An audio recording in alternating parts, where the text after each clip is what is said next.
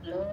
Selamat malam, berjumpa kembali bersama saya Wong Ganteng Sakdonya. Mohon untuk tidak menyebutkan nama dan identitas dalam percakapan ini karena percakapan ini saya naikkan dalam konten YouTube.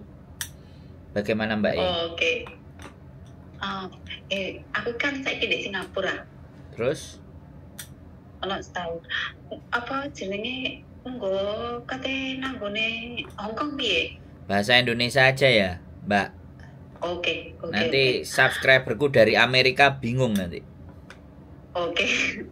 Oke. Kalau sampean mau proses ya, umurnya sampean berapa? 42. Baik. Sampean ex Hongkong berapa Nggak tahun? bisa. Nggak pernah ke Hong Kong ya? Baik. Ke Singapura aja setahun. Setahun? Ya sampean 42 kalah saing karo sing liya-liyane, Mbak. Tapi ya nek sampean pingin mau ke Hong Kong ya nggak apa-apa, ya sampean tinggal cari PT Oh. di Indonesia. Maksudnya kan apa istri pean kan ada gitu loh. Ya, kalau sampean mau lewat kita ya sampean tinggal bikin keterangan biodata, interview biodata, terus sampean bikin video. Saya pernah kerja di Singapura begini-begini loh. Di Singapura sampean baru setahun loh, nggak sampai selesai kontrak. Yo, gimana orang Hong Kong mau tertarik? Susah ya? Ya nggak susah. Ya sekali lagi namanya rezeki, saya nggak mau membunuh harapannya orang. Tapi tapi saya kepingin menyampaikan realitas gitu loh. Oke. Kenyataannya kalau di Hong Kong itu usia 42 dan sampean ex Singapurnya baru 1 tahun. Kecuali sampean 42 ex Hong Kong 2 kontrak, 3 kontrak atau 4 kontrak pulang dulu, nah itu masih memungkinkan. Tapi ya kembali lagi rezeki, saya juga nggak menutup kemungkinan ketika sampai nanti mau kirim video dan semuanya ibaratnya kan. Terus orang Hong Kongnya ada yang mau ya kan kita nggak tahu. Ya rezeki saya ya. Iya dong, makanya kan saya menjadi seseorang yang pinginnya itu netral. Jadi kalau toh pun, gitu ya. tapi kalau toh pun saya misalnya, waduh aku nggak bisa memproses ya aku akan sampaikan. Karena proses sampean harus pulang dulu ke Indonesia, nggak bisa langsung dari Singapura ke Hong Kong kan nggak bisa. Sampean harus pulang dulu, ngikuti aturan PT dan semua kan kayak gitu loh. Lah wong nek wis enggak calling nggak bisa calling visa, harus balik ke Indonesia melalui PT, nggak bisa calling visa. Ya sampean kita anggap non lah 1 tahun kok di Singapura, selesai kontrak juga enggak. Oke. Kan enggak bisa, ya pasti nanti di PT. Oh gitu ya. Kalau sampean maunya calling visa, sampean belum pernah Hong Kong, begitu di calling visa majikan repot, majikan mumet. Di Singapura aja sampai setahun sambat, apalagi di Hong Kong dapat 2-3 bulan. Di sini di Singapurnya saya bukan sambat, bukan. Macam gimana ya? Majikannya yang susah. Susahnya gini. Kan majikan nggak bisa masak. Jadi aku kan nggak ada yang ngajarin. Aku masak apa adanya bisa. Dan majikanku itu maunya makan masakan dari ibunya. Ibunya berbeda rumah sama majikan, beda rumah. Halo? Iya, saya dengerin semua Mbak, saya dengerin. Sampean ceritao, sampean semua ceritao tak dengerin. Oke. Berbeda rumah sama majikan. Kalau aku masak gitu, disuruh masak, oke, aku masak, dimakan sekali, habis itu udah tak makan. Kalau memang tak enak, cakap tak enak, bilang tak enak. Kalau enak bilang enak. Dia bilangnya enak tapi tak makan. Dan dia pun juga bilang kalau dia tak akan makan masakan ikan dari tangan orang lain selain ibunya. Terus aku di sini tapi harus dituntut masak. Sedangkan kalau aku masak tak ada yang sentuh. Terus saya harus bagaimana?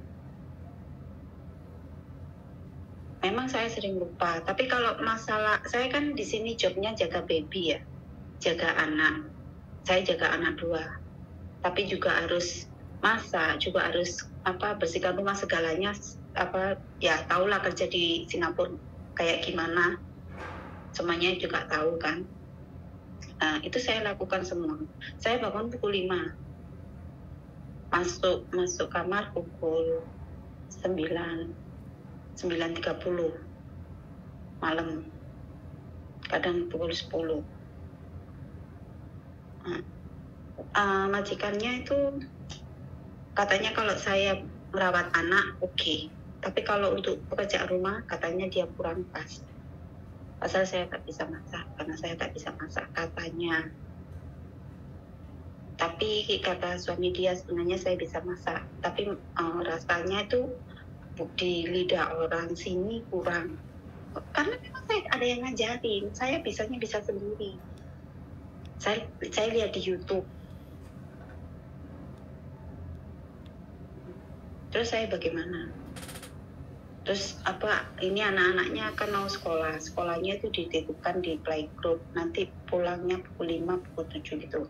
Terus dia bilang kemungkinan dia coba anak-anak masuk sekolah dulu, dia coba dulu. Saya masih butuh saya tidak selama anaknya sekolah. Kalau dia tak butuh saya dipulangkan. Kalau dia masih butuh, saya akan diselesaikan sampai habis kontrak. Begitu, Mas Sandro. Bukan sayanya yang tak betah, bukan. Wes. Udah. Ya sudah. Ya sudah. Sampai ikuti aja selama sampai nggak dikeluarin ya udah. Nanti setelah sampai selesai kontrak, kalau ada urusan mau ke Hong Kong ya sudah, nggak apa-apa. Proses ke Hong Kong loh.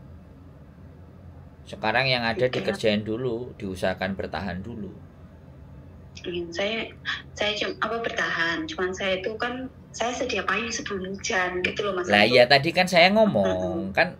Iya. Harus saya ulangi lagi kan saya ngomong. Makanya selesaikan dulu. Kalau sampean sudah belum selesai kontraknya sudah diselesaikan, nah tinggal tadi saya bilang ya tinggal kirim biodata ya kan. Dan saya enggak ngerti. Makanya tadi saya minta nomor teleponnya ke teman saya itu, nomor teleponnya Mas Andri itu. Mbak, saya boleh gantian ngomong nggak? Sampai tadi 5 menit habis cerita kan? Boleh nggak saya ngomong? Oke.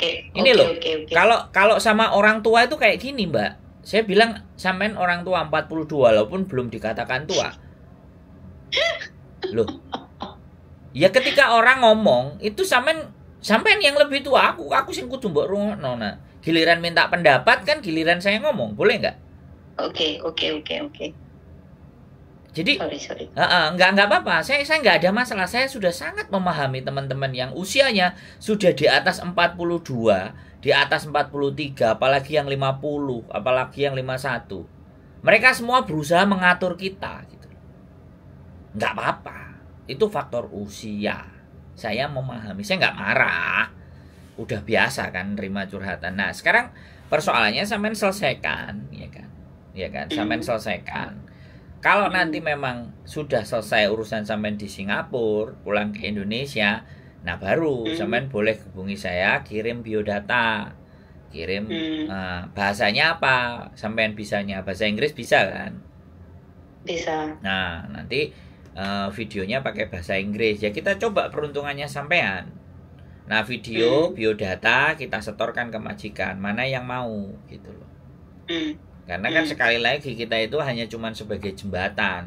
Adapun majikan kadang ya kita itu punya teman-teman yang datanya kita sebarkan ke agen-agen itu lebih dari 30 sampai 40, Mbak. Tapi yang diproses itu kadang cuman 5, 6, 7, 8, ya enggak? Kan seperti itu faktanya. Makanya yang ini yang mau saya sampaikan, proses semuanya nggak ada masalah, proses semuanya normal. Tapi rezeki, nah bukan kita yang nentuin toh. Jadi nggak apa-apa. Ya, sekali lagi usia yang di atas 40 itu selalu masih jadi dengan orang yang usia segitu itu isi kepalanya kan sudah banyak tuh Mbak. Iya. Berasa pengalamannya itu banyak. Padahal ketika saya bilang, pernahkah sampean ke Hong Kong? Kan ya belum. Belum. Sampean pernahkah membayangkan bagaimana di Hong Kong? Orang yang sudah finish sama majikan 8 tahun. Bayangkan, 8 tahun itu 4 kontrak loh. Kemarin masuk ke majikan baru juga masih ngeluh. Usianya di atas sampean malah 46. Padahal dia sudah pengalaman. Karena begini, dia mengukur segala sesuatu itu kepada apa yang sudah dialami. Bukan yang belum akan dia alami. Kan enggak jarang kan orang yang memikirkan yang belum dia alami. Selalu dibandingkan semuanya dengan apa yang sudah dialami. Kan itu umum, manusiawi. Tapi untuk kasus Hong Kong dan bekerja, kalau sampai nonton konten saya A sampai Z, dikasih makan sayurnya 1 eler, dikasih pagi sarapannya cuman roti, itu pun dikasih tanggal, semuanya dituntut harus cepat, harus bisa ngomong bahasa Kantonis, bahasa Inggris. Ketika kita tidak memahami, yang diserang kan mental Mbak. Kalau kerja semua orang bisa kerja, saya percaya itu. Tapi mental, memahami seseorang, beradaptasi, menyesuaikan. Saya akan bilang bahwa majikan Hong Kong tidak ada yang baik sampai mereka tahu cara bekerja sampean. Nah, kalimatnya begitu. Jadi mereka itu baik setelah mengetahui karakter kita, cara bekerja kita, cara memperlakukan, cara kita bekerjanya di rumah majikan itu, majikan kan menilai. Nah, begitu. Saya nggak akan bilang majikan Hong Kong nggak ada yang baik. Tidak. Saya cuma akan bilang majikan Hong Kong tidak ada yang baik sampai dia mengerti dan memahami bagaimana kita bekerja. Baru dia akan berubah. Nah, begitu. Nah, kenapa saya bilang, kalau ketika di Singapura, ya sampean bilang, masa dia nggak sukanya ibunya, saya jaga anak, oke. Berarti kan spesialis sampean dijaga anak. Bukan spesialis di masak dan semuanya. Sedangkan pekerjaan rumah tangga itu nggak cuma jaga anak aja toh. Makanya sampean mesti improve apapun ceritanya, ya terlepas mereka masakan sampean enak atau bilang enak tapi nggak disentuh, makan nggak enak, itu sudah urusan mereka. Sampean nggak usah ambil pusing, nggak usah pakai diambil hati dan perasaan. Penting aku masak, kamu nggak enak, kamu nggak makan, ya tak makan daripada tak buang. Iya, aku pikirannya begitu sekarang. Awal-awal ya sudah pikirannya begitu. Sekarang nggak mau makan, ya tak makan dewi, tak. Hong Kong itu lebih parah dari itu Mbak. Mau maki-maki, suaranya keras, ditunjuk-tunjuk. Lebih dari itu Mbak, Hong Kong. Bukan berarti aku nakut-nakutin loh ya. Tapi aku berbicara, di kontenku juga ada yang cerita sampai berat badannya turun 10 kilo dalam 3 bulan, 4 bulan. Aku bilang, bagus Mbak, sampai bisa diet. Aku alami dietnya, karena mikir.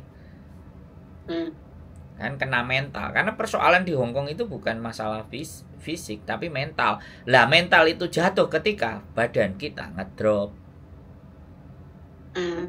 Iya kan, kalau orang kesel kan gampang tersinggung toh. Iya.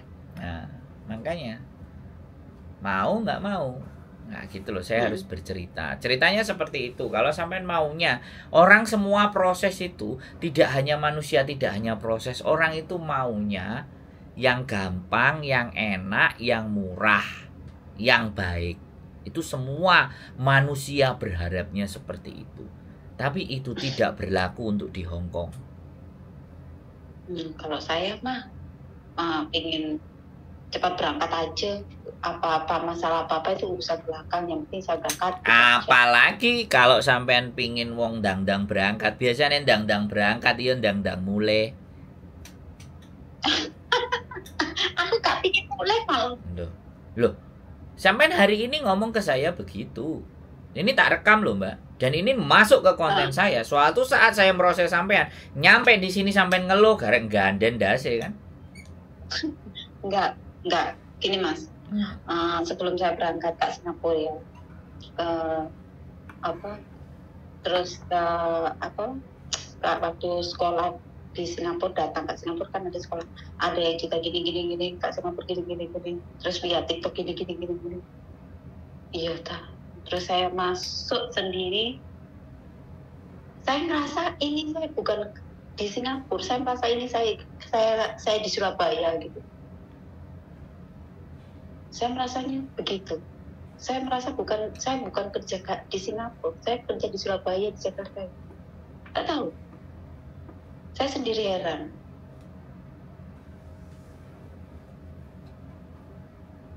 Ya, soalnya saya ingin kembali ke Indo. Soalnya banyak, saya ingin broken home lah.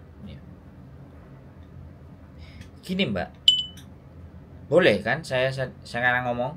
Boleh nggak saya ngomong? Iya, boleh. Saya tahu orang-orang yang keluar negeri itu ada yang orang-orang mau lari dari kenyataan, ada yang mau cari perbaikan hidup, ada yang sumpek juga di rumah,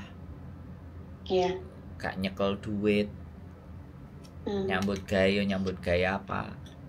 Saya tahu semua motivasi itu, tapi itu beda di Hong Kong. Jadi di Hong Kong setiap uang yang akan kita dapatkan itu membutuhkan pengorbanan. Tahu Mas aku. Nah, saya ngerti sampean tahu. Tapi persoalannya kan sampean belum benar-benar menghadapi itu. Iya. Boleh nggak kalau aku ngomong kalau sampean belum menghadapi, saya menyaksikan sampean, boleh kan? Boleh kan? Saya berasumsi, saya berpersepsi, boleh kan?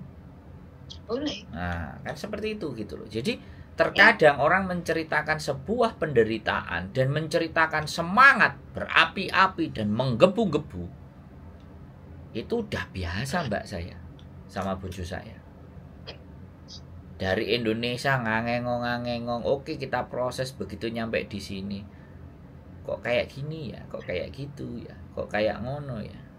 Itu bawahnya, apalagi kalau dia ambisius lebih-lebih. Tapi kalau ya sudah Mbak, saya jalani bagaimana sih, pokoknya baiknya seperti apa. Jadi saya pernah kemarin memproses anak, bahkan dari PT yang kita anjurkan pun dia juga nggak terima. Kita membantu dia pun untuk MD. Hari ini lagi nunggu sama majikan. Jangan maksain kita cepet. Kita sudah dapat majikan. Majikan sudah tanda tangan. Tinggal bagaimana Anda. Kan seperti itu tuh Mbak. Iya. Terus kita suruh ke BP2MI, telepon gini. Kalau lagi banyak nanya lagi, karena yang dibutuhkan itu inisiatif. Hong Kong itu paling penting adalah inisiatif. Nah, kadang-kadang anak-anak belajar inisiatif, tanya, ternyata tambah salah. Begitu inisiatif semuanya tambah salah, akhirnya pasrah tambah disalah-salahin majikan. Nah, kalau sudah kena mental yang kayak gini gimana? Kita belajar inisiatif dibilang sok pintar, dibilang gak inisiatif kita digoblok-goblokin. Ayo, kalau sudah kayak gitu, dan kita harus menyelesaikan kontrak 2 tahun, mental yang dihajar Mbak. Alhamdulillah Mas Andrew, aku di sini 3 bulan 4 bulan aja turun apa? Ya oke, makanya nanti kita selesaikan. Udah naik lagi. Nah, makanya kita selesaikan dulu. Sampean selesaikan dulu di Singapura. Ya nanti doain sampai habis lah. Ya, tak doain nambah. Aku juga doain. Tak doain nambah, nggak perlu ke Hong Kong, biar di Singapura aja. Nambah, gajinya ditambah. Tak doain begitu kalau sampean. Loh, gini Mbak, memproses anak satu itu tanggung jawab loh Mbak. I know. Jadi saya tidak mau ngomong yang enak, makanya aku ngomong pahit. Nah kalau pahit itu orang masih diterjang, ya sudah, itu pilihan, jangan sampai. Makanya sampean memilih Singapura, ya sudah, bener, non-ek itu harusnya Singapura dulu apa Taiwan dulu, ujian berikutnya baru Hong Kong, kan kayak gitu. Aku sedih, aku bukan karena di sini secara semuanya aku jalani, Mas. Aku jalani apa adanya nih. Aku ikuti arusnya. Kalau aku pingin kerja di sini terus, aku harus ikuti alurnya. Bagaimana? Aku gak ngebu, gak menggebu-gebu, gak berarti enggak. Aku cuma ikuti alur gitu aja. Makanya aku di sini tuh betah. Bagaimanapun majikanku, aku betah. Ya wis. Di samping aku sudah sayang sama anak-anak itu ya, anak-anakku juga sayang sama aku ya. Ya wis. Nggak usah. Aku ikuti alurnya. Nggak usah sambil nangis, wis biasa aja Mbak, santai. Aku nek karo nangis-nangis sih rada bingung soalnya. Karena itu luapan emosional. Emosional itu nggak cuma teriak-teriak, tapi nangis itu juga luapan emosional. Aku kalau teriak-teriak aku malah senang. Tapi nek emosionalnya karo nangis bareng, nah udah, makanya sampean sudah handle anaknya, sudah bener anaknya, itu jadikan senjata dan kekuatan. Kalau bisa, ya, kalau bisa suatu ketika nanti nambah gajinya juga nambah, stay di situ. Itu saya lebih senang. Artinya sampean mampu, karena kan keadaan dan kondisinya. Makanya kan ya sudah, ya kalau majikan ngomong kayak gitu, itu tanda bagaimana sampean harus memperbaiki diri lebih baik lagi. Sudah, kalimat yang disampaikan sama majikan, anakku udah gede-gede, kita coba dulu, nanti kalau kayak gitu kita kerja, itu sebenarnya kalimat atau kata-kata yang membuat sampean akhirnya improve gitu loh.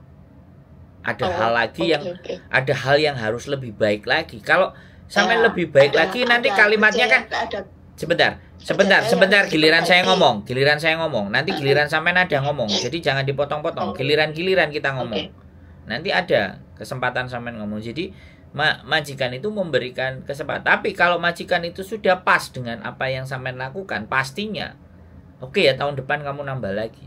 Nah, bagaimana membuat kalimat itu muncul? Ya bagaimana sampean inisiatif. Nah, sekarang silakan sampean mau ngomong. Kan ngene, ngomong itu enak gantian. Berarti memang ada pekerjaan saya yang harus cara kerja saya yang harus diperbaiki lah. Inovasi. Ya. Namanya hidup itu dibutuhkan improve. Ya. Nah, coba sampean lihat, sampean evaluasi, karena sekali lagi ya, aku gini loh Mbak, aku mendengar orang berkeluh kesah, kan saya dengar tuh, tak dengerin seret, saya membaca alur sambil membaca keadaan di sana seperti apa, terus dia pasti akan menceritakan versi majikannya tuh, dan saya tidak akan pernah mengiyakan atas keluhan mereka. Tapi bagaimana mereka mendapatkan solusi atas keluhannya. Baik itu solusi. Dan solusi itu bukan dari orang lain, tapi bagaimana aku membangun kepercayaan diri buat dia.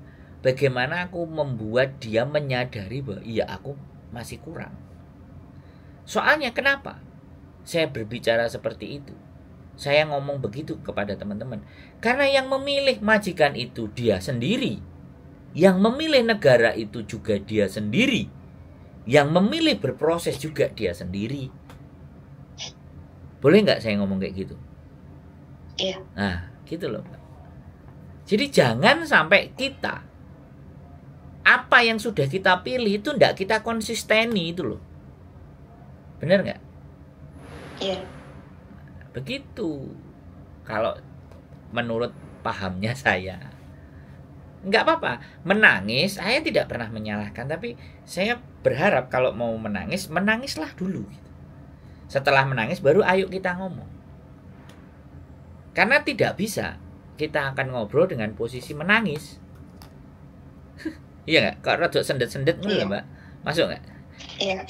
Bukan aku tidak berempati, iya dihabiskan dulu. Keluarkan dulu air matanya semuanya, baru kita berpikir. Karena saya nggak mau membahas masa lalu, Mbak. Ya kan? Masa lalu sampean kan, kenapa sampean pergi? Sebenarnya nggak perlu dibahas. Karena takutnya netizen ini kan pandangan dan persepsinya. Iya. Sampean bisa lega berbicara dengan saya. Saya juga senang membuat sampean lega. Tapi netizen anggapannya selalu akan berpikir, aib kok dibuka-buka. Nah, itu loh. Iya. Jadi sebenarnya, makanya saya nggak mencari yang viral dengan cerita di masa lalu. Tapi orang akan lega kalau masa lalunya itu diceritakan. Iya kan? Nah, itu ada sebuah seninya dalam kita berbicara. Aku yo seneng-seneng aja wong curhat. Ngomong brol aslinya lego, tapi saya selalu ini masuk YouTube, Mbak.